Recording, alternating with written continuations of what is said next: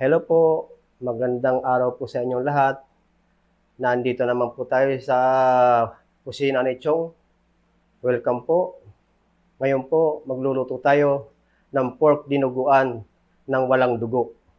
Ito po yung request lang po ng aking kapatid na membro ng Iglesia ni Cristo. Ipagluto ko raw siya ng dinuguan na walang dugo. Okay, let's go. Magluto tayo. Okay po, mag-umpisa na tayo. Mayroon tayo ditong 2 kilong pork loin, yung pinakamalambot sa parte ng baboy. Ito yung pinakamalambot, hinaluan ko lang ng konting taba para medyo masarap. Ngayon, nandito po yung ating mga sangkap ng ating dinuguan na walang dugo. Mag-umpisa na tayo.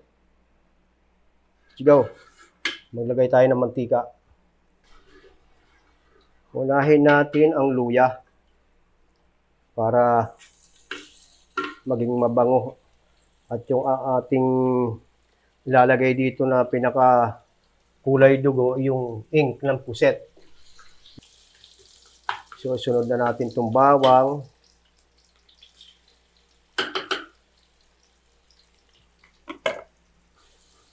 Sunod na natin itong sibuyas.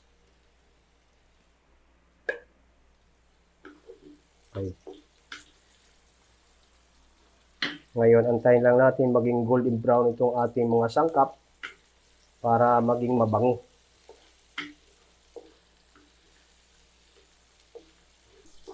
Ibuhos natin itong ating pork loin.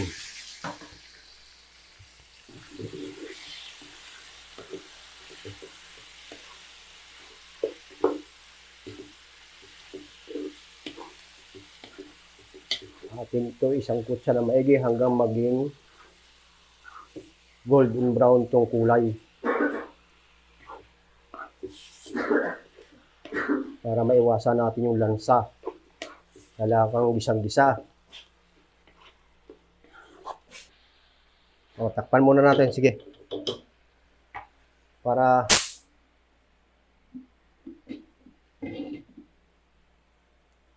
lumabas yung katas.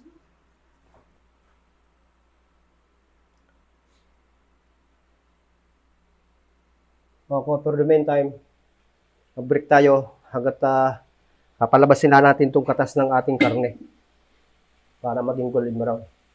Okay po, tingnan natin. O yun, medyo nasangkot siya na maigi itong ating baboy.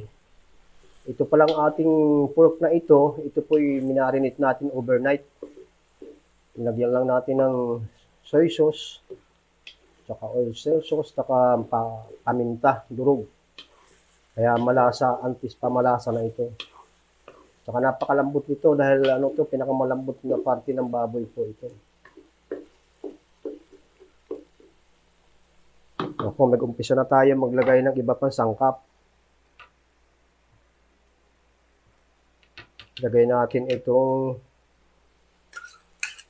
oyster sauce.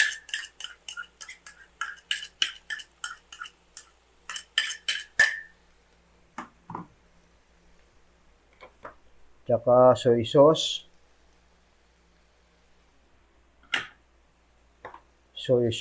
Laurel dahon. Tsaka paminta.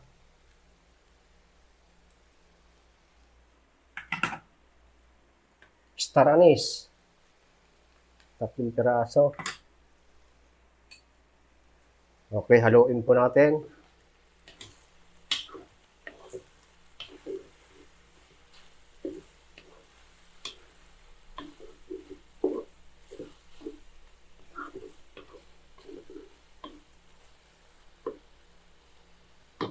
Tapos, ilagay ito pa natitira. Konting sugar, pambalansi ang lasa. Matamis-tamis.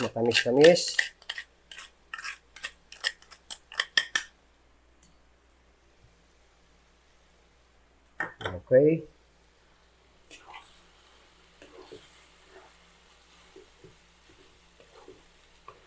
Haluin.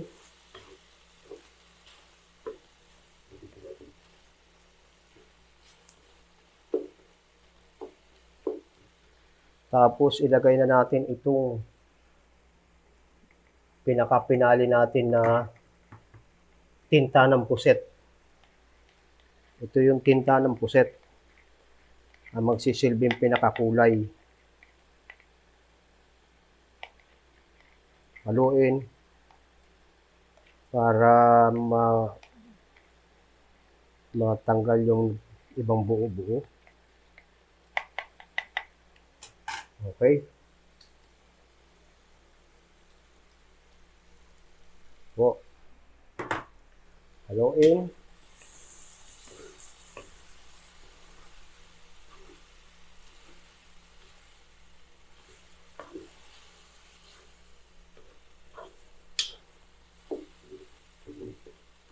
Lagyan natin ng tubig, mga 2 cup, para medyo lumampot pa yung ating baboy. Okay. Tapos ilagay natin itong pork cube, pampalasa, pampalinamnam. Tapos ilagay na natin itong ating suka. Huwag hahaluin. Kaya mo kumulo muna yan. Okay. For the meantime, break muna tayo. Kaya mo nang kumulo yan para hindi kayo mainit. Okay. Takpan. Okay po, atin uli tingnan at halo-haloin natin baka dumikit. Itong ating dinuguan na walang dugo. Kailangan medyo palambutin pa natin.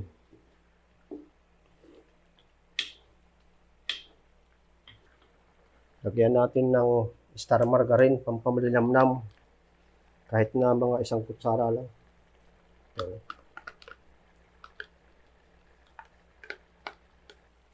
Marami pang sabaw.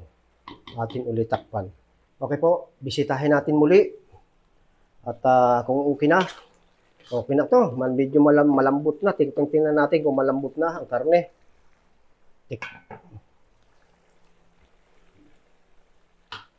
Tingnan natin kung ayos na ang lasa.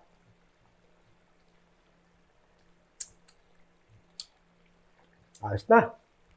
Masarap, marasa, manamit. Ngayon, ihulog na natin itong sili. Para manood talaga yung medyo maanghang ng konti. Ang lasa. Ito nga palang lutong to ay itong style na ito ay pang restaurant po ito. Hindi ito pang negosyo sa bahay.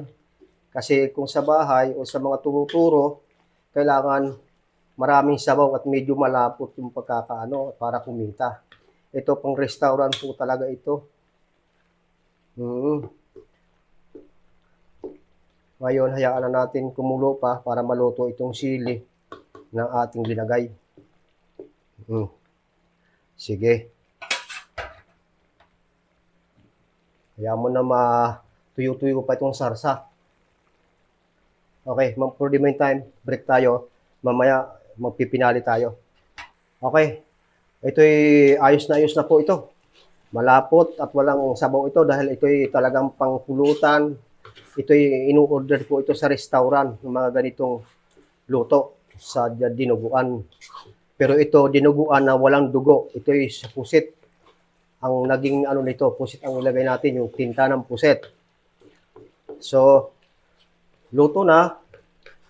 Ito po yung talagang version kong ito. Ito'y pang restaurant. Lahat po ng aking pinagtrabahuan sa restaurant bago ako mag-abroad, ito po'y aking iluluto sa mga restaurant. Okay, pampulutan. Patayin na natin ang apoy. Okay. Hanguin natin. Siradong kalan. Hanguin natin dito sa ating pinakalalagyanan.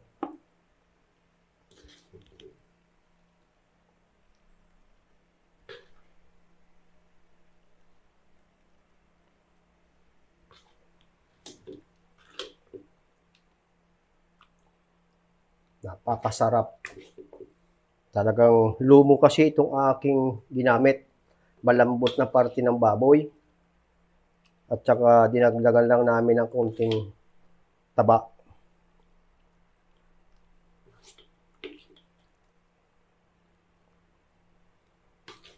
Sakto-sakto pala ito dito.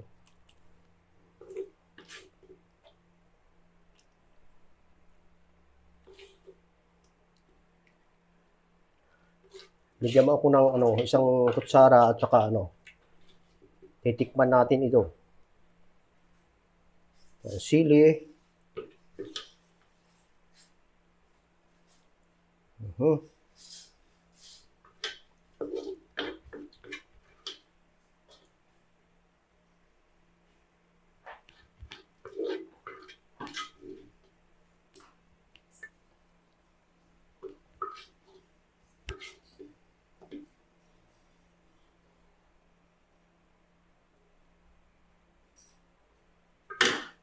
Okay, tingnan natin.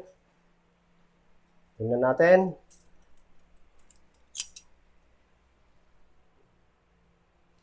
Ito lang, malinis naman to.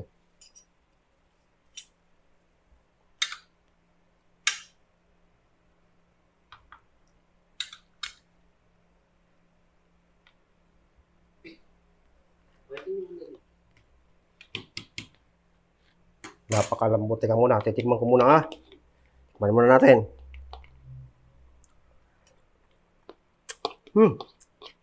Napakasarap. Malambot.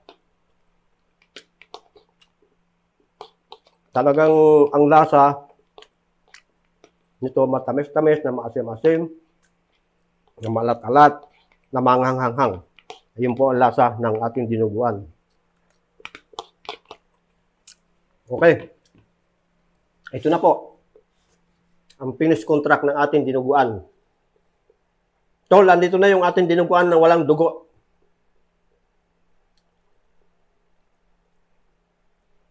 Okay, kung nakarating po kayo sa dulo ng aking bidyong to, sana naman maglalambing ako sa inyo, paki-share, paki-like and follow. At maraming salamat sa mga nanonood. Sana subaybayan po niyo ako sa mga susunod kong video. Thank you. Maraming salamat sa inyo. Thank you.